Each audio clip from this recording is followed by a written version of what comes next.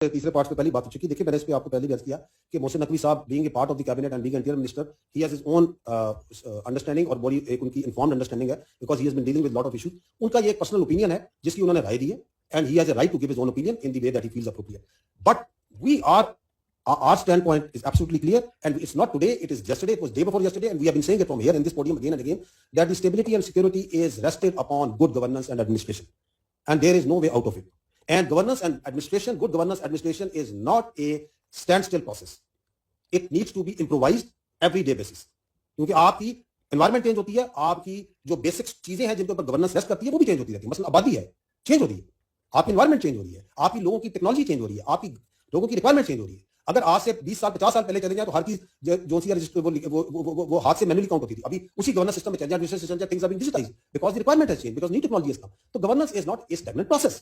We need better governance, of course we need, all indicators tell us we need better governance. उसके लिए क्या आपको छोटे administrative units की जरूरत है? It's a very valid question कि आपकी आबादी इतनी बढ़ गई है, आपने इसे कम करना है, ज्यादा करना है, अवाम ने फैसला देना है इसका, मैंने तो यहां फैसला नहीं देना।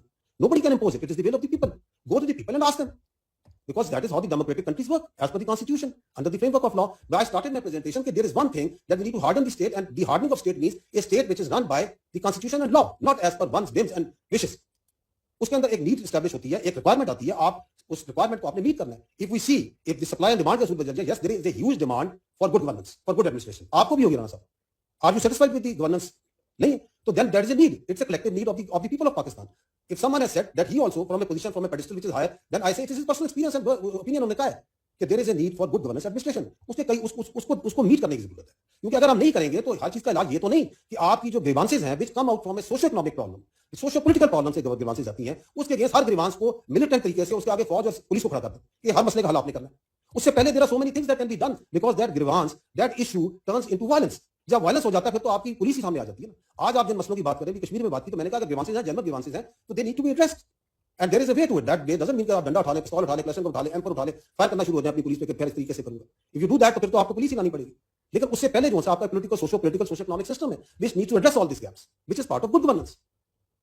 सो I don't think there is any difference of opinion between anyone in this room or this country जो कि गुड गवर्नेंस एडमिनिस्ट्रेशन के लिए बेहतर मॉडल के लिए बात करने को तैयार ना हो, करनी चाहिए। लेट्स फाइंड इट और विल ऑफ द पीपल के मुताबिक इसको रिजॉल्व करना। जो आपने बात की, क्योंकि वो स्लाइड पे आना पड़ेगा उस इंसिडेंट के ऊपर, that was your first part, ठीक है ना। और आपने बड़ा अच्छी बात की, आपने कहा कि कुछ आवाजें आई। कहां से आई थी राम साहब वो आवाजें? Oh great.